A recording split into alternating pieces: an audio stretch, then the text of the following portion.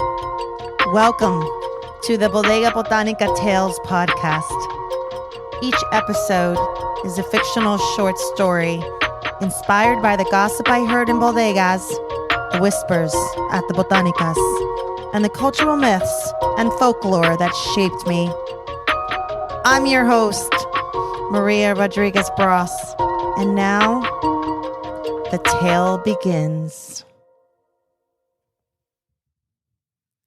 The Santero, written and read by Maria Rodriguez Bros.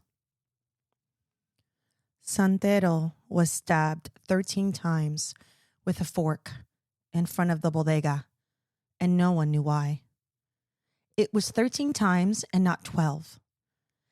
Everyone confirmed this number because Zoila, that's the old lady, counted aloud for all to hear.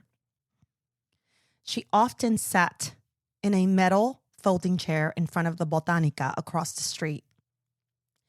Her view was of all the happenings in and out of the bodega. So when the police officers arrived 2 hours after the attack, Zoila saw how they scratched their heads, collected testimonies, and scribbled on tiny notepads. We, in the neighborhood, blamed Zoila's audible count because it caused our stories to slightly differ.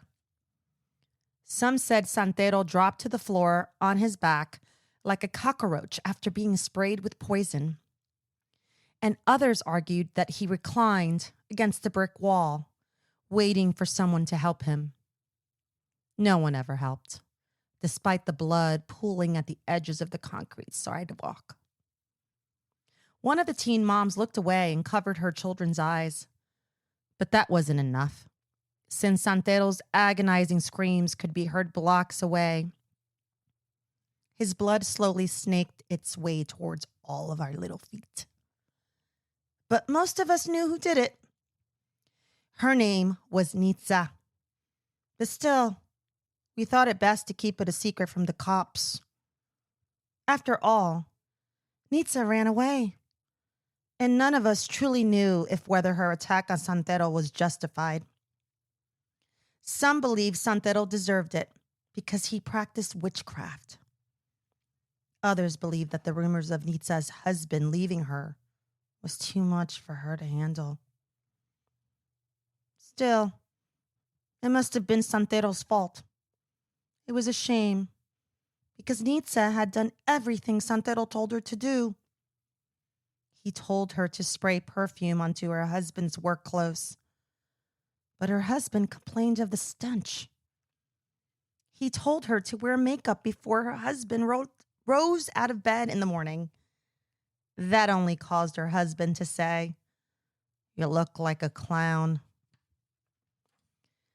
But come to think of it, Nitza had some blame too.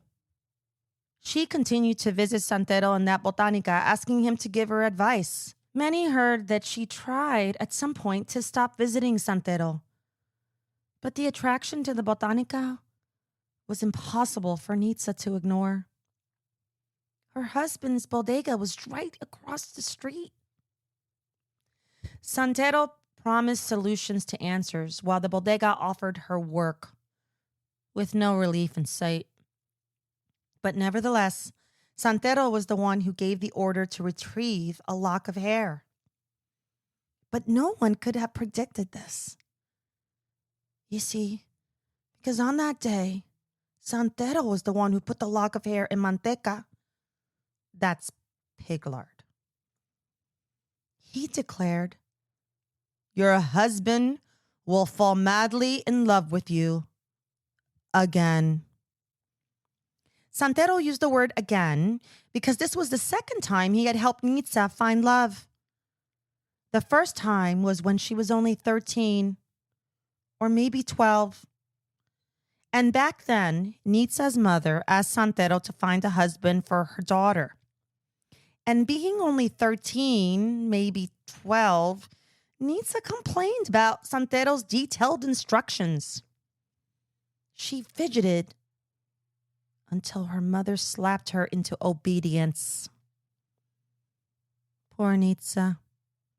After all, back then, her mother wanted Nitza to avoid the bad luck that she herself had endured, namely that of a woman abandoned.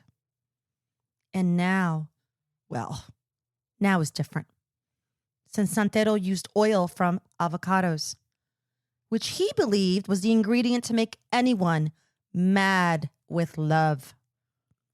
And after many cycles of the moon, Santero returned the oily lock of hair to Nitza.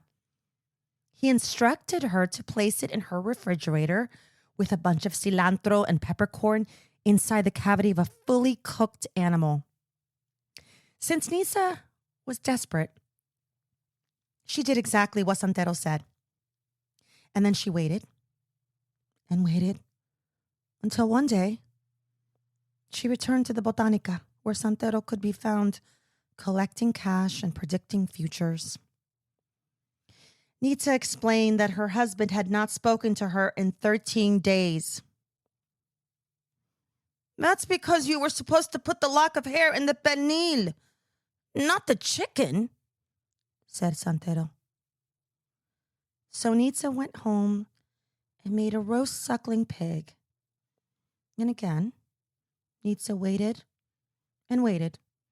And this time her husband said, I'll take the pernil to the bodega and make sandwiches.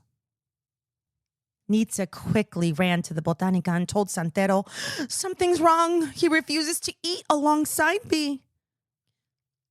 But Santero told her that she simply needed faith, and that required more locks of hair. So Nitza went home and cut more hair. But this time her husband said, please make another pernil. Business is growing. And Nitza remembered her dead mother, and she slapped herself into obedience.